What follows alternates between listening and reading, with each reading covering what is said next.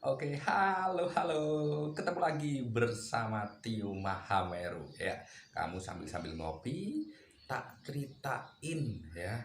Nih kabar-kabar, info-info ya terbaru lah pokoknya ya, yang pasti bikin bermanfaat lah buat kamu. Oke, dan ini nih dari Gunung Merapi ya. Gunung Merapi di perbatasan Yogyakarta dan Jawa Tengah dua kali mengeluarkan awan panas sejak pagi tadi. Awan panas guguran pertama yang terjadi jam 6 pagi tadi memiliki jarak luncur 3 km ke arah barat daya. Sedangkan awan panas guguran kedua yang terjadi 45 menit kemudian memiliki jarak luncur 2,5 km ke arah yang sama. Dari jam 12 malam hingga jam 6 pagi tadi juga tercatat 7 kali guguran lava pijar dengan jarak maksimal 1,5 km. Adapun hujan abu melanda sejumlah kecamatan di Kabupaten Magelang seperti Dukun, Sawangan, Grabak hingga Pakis.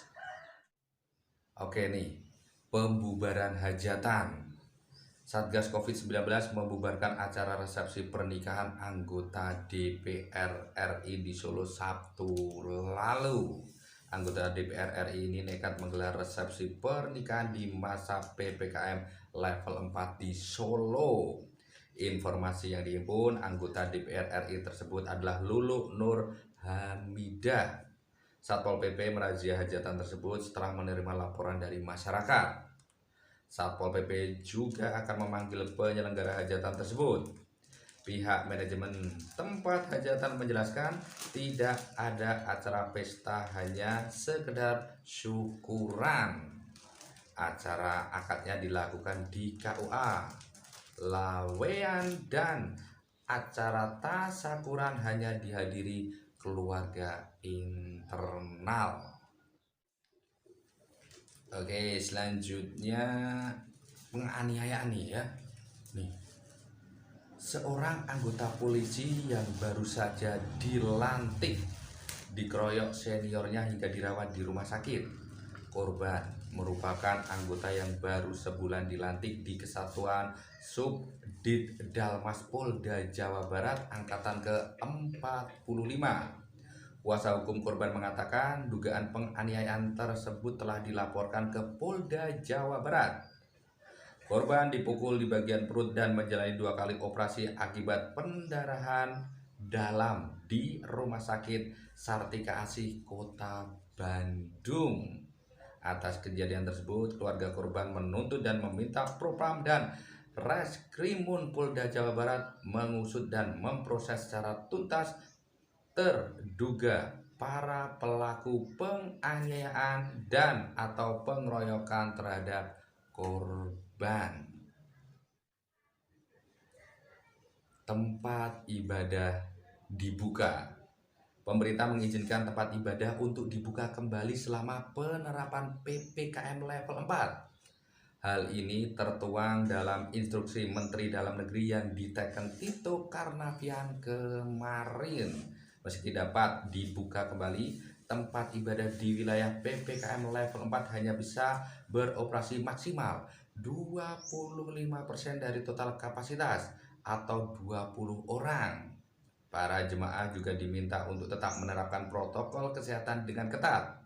Sebagai informasi, pemerintah memperpanjang pemberlakuan PPKM level 4, 3, dan 2 di wilayah Jawa dan Bali hingga 16 Agustus.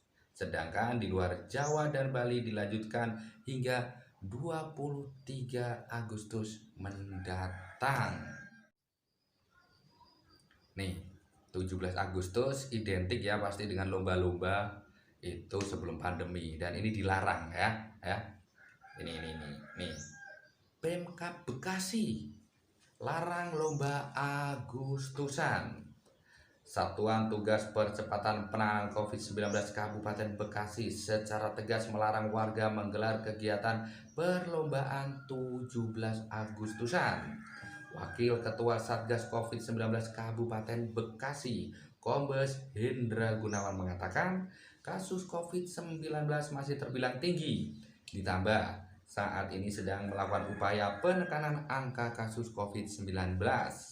Peniadaan lomba 17 Agustusan dilakukan agar tidak terjadi kerumunan dan berpotensi terjadi penularan COVID-19. Untuk menyemarakkan hari kemerdekaan, warga bisa menghias lingkungan atau gapura dengan tema merah putih. Nih buat para paskibraka ya. Oke, paskibraka divaksin.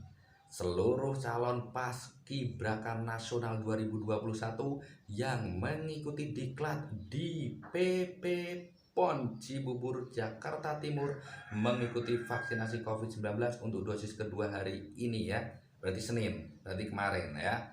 Vaksinasi dilaksanakan di RSON yang berada di komplek PP PON Cibubur.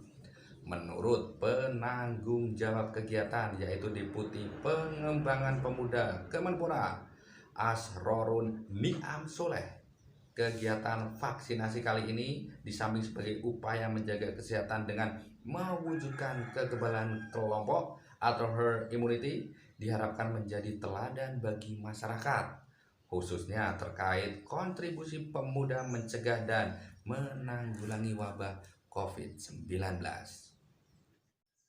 Kebakaran di Jakarta Barat. Sejumlah rumah di Kelurahan Grogol, Petamburan, Jakarta Barat terbakar pada Senin malam. Api baru bisa sepenuhnya padam sekitar 2 jam kemudian oleh 28 unit mobil pemadam kebakaran dan 140 personel. Sampai semalam belum dapat dipastikan banyaknya rumah yang terbakar maupun taksiran kerugian yang disebabkan kebakaran tersebut.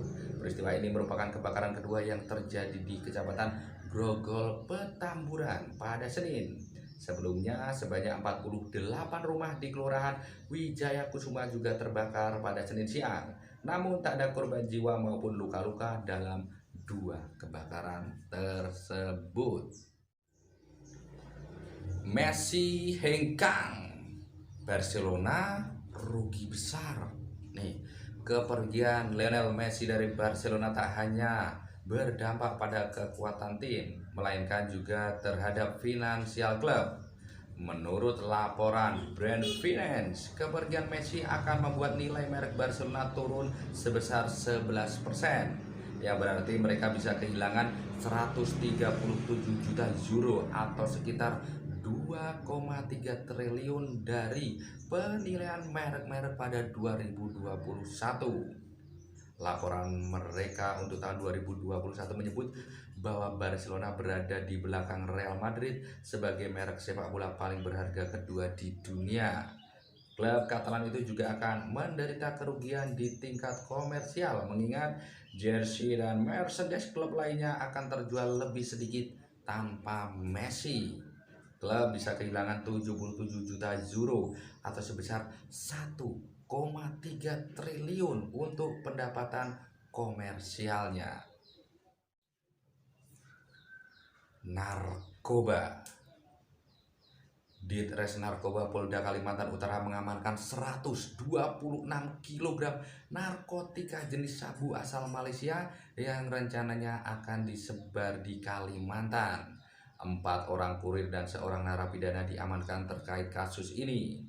Kapolda Kaltara menuturkan kasus itu terungkap saat petugas menangkap 2 tersangka di sebuah hotel. Saat dilakukan pemeriksaan, petugas menemukan 100 bungkus sabu seberat 126 kg di dalam mobil yang diparkir di hotel. Setelah dilakukan penyelidikan lebih lanjut, mengamankan lagi 2 kurir lainnya dan seorang di lapas Bontang sebagai pemilik barang haram tersebut. Penganiayaan. Polisi menangkap 7 orang yang diduga mengeroyok anggota Polsek Serengan di kota Solo. Korban dikeroyok oleh para pelaku saat menolong seseorang yang dianiaya para pelaku. Kasus penganiayaan tersebut diduga disebabkan karena sebuah kasus kecelakaan. Pintu mobil patroli yang dikendarai korban juga mengalami kerusakan. Setelah melakukan pemeriksaan, polisi akhirnya berhasil mengamankan para pelaku. Akibat perbuatannya, para pelaku terancam hukuman 9 tahun penjara. Penodongan senjata airsoft gun. Seorang pria di Lampung dilaporkan tetangganya ke polisi karena menodongkan senjata airsoft gun. Pelaku juga sempat melepaskan tembakan ke udara untuk mengancam korban. Pelaku melakukan pengancaman karena korban tidak kunjung membayar hutangnya. Saat ini pelaku sudah diamankan pihak kepolisian. Kepada polisi, pelaku memperlihatkan kartu anggota klub menembak dengan masa berlaku sampai 11 Maret 2022. Polisi masih melakukan penyelidikan terkait kepemilikan senjata tersebut. Kebakaran di Banyumanik nih ya.